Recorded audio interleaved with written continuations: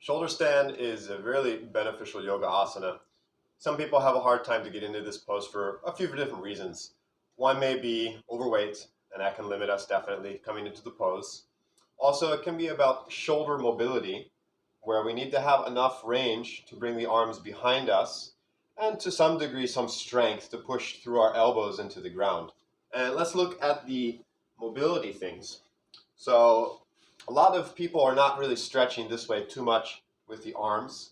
And even in a lot of yoga classes, you don't do too many stretches in this direction. You might be doing the forward bend, and if you can grab the hands and fold down this way, that works. But most people aren't open enough yet for that to even really serve that purpose of increasing the mobility in that direction. There'll be more there, right? And if you've ever been in a yoga class and the teacher says, okay, grab the hands and stretch the arms over, and you can't do it, instead of clasping the hands down here and just struggling, better to separate the hands. You can make a fist around your thumbs, and this kind of pressure here will create some compensation for the mobility in the shoulder. Will help to open the shoulder a little bit easier, and just let the hands go as wide as you need to into that stretch. We can also use something like a strap or a pole. We'll hold this behind our back. You might want to wrap your hand a few times around it.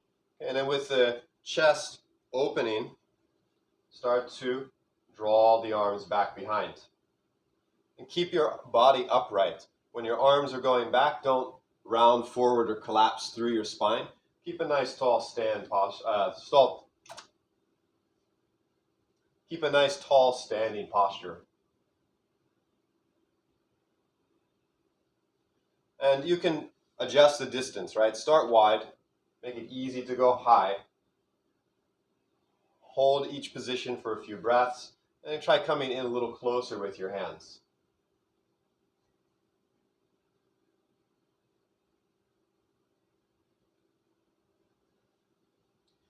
We can use the strap or again do it with the free arms. And another exercise to work a bit on the strength coming there, just to lie down and hold the arms up here. Keep squeezing a little bit between the shoulder blades. And if you want to increase the strengthening, you can use small weights, 1 or 2 pounds or kilos. And you might do some sets there, moving up on the exhalation and down on the inhalation.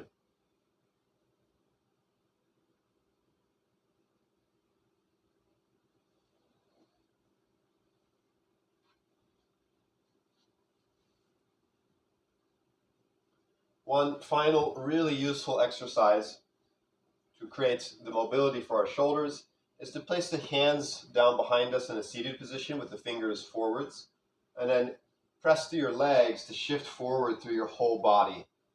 Let your elbows bend, let your back round, chin can rest down to your chest, and breathe. Breathing is a really important part of stretching. The relaxation response of the exhalation and consciously letting go of those tight areas.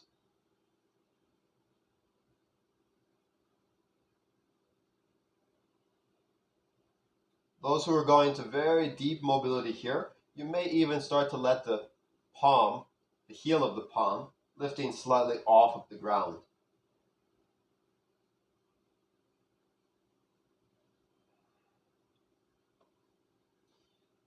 A little bit of wrist movement afterwards if it's a very deep stretch. And we have a second variation of this stretch, which, mindful if you have hyperextension of the elbows, or that you might feel slight pressure in the elbows if you do this over aggressively. And this is starting with the hands turned back. Same idea, moving forward through our body mass, back rounding, chin down. And again, going to deeper mobility, you might start to let the hands separate slightly, coming out wider and letting more of your spine down to the mat.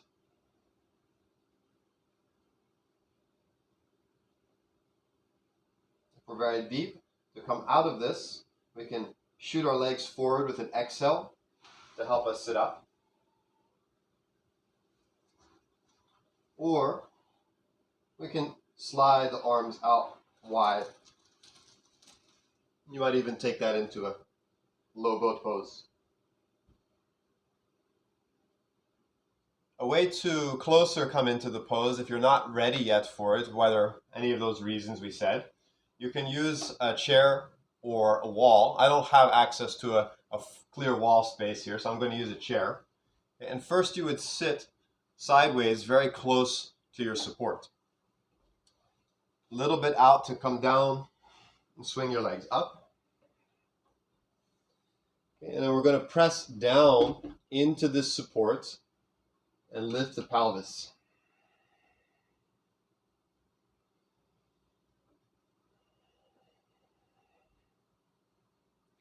And you'll know if you're a yoga teacher when you watch your students, if they come into shoulder stand and maybe they're not ready to go deeper or they're not ready to be adjusted. Sometimes people will pull them up by their legs. If they're going up and the arms are going out for them to be able to go higher. So we don't want the arms to go out. We want them to stay in quite close to the sides of the body. But this position, using some support, we can start to get more of the effect of the inversion without needing so much mobility or even strength in a lot of cases. Keep the legs relatively parallel, and you can stay with the supports, or you can start to move off of the supports in a couple of variations. One leg, both knees in.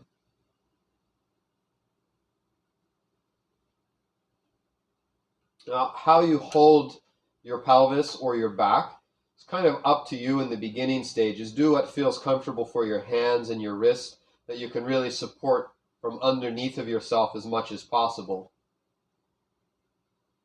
If we are getting to the more vertical position, we want to start bringing the fingers pointing down towards the tail and close together on the lower back.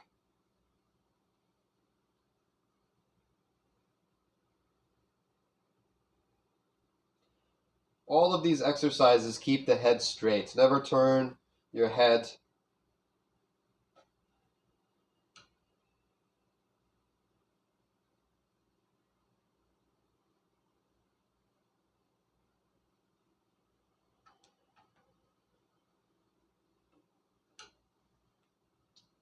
One other important thing to finish today is when we're laying down, we should have space under the back of the neck if you're lying on a flat surface. Now, when you come to shoulder stand, a lot of this space will flatten out, but you don't want to feel weight or pressure too much into the neck.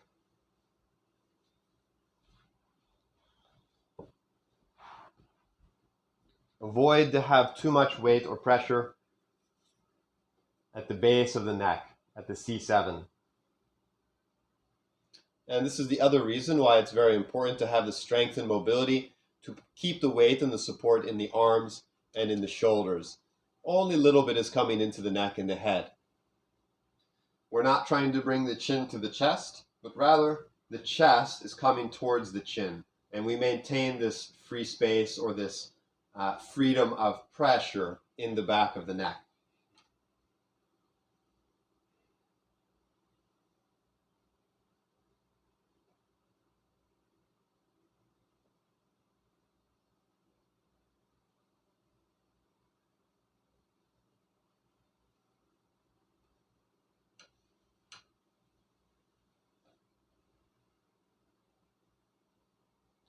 After you've done your shoulder stand exercise, lay down onto your back in a comfortable position and take a moment to observe the effect.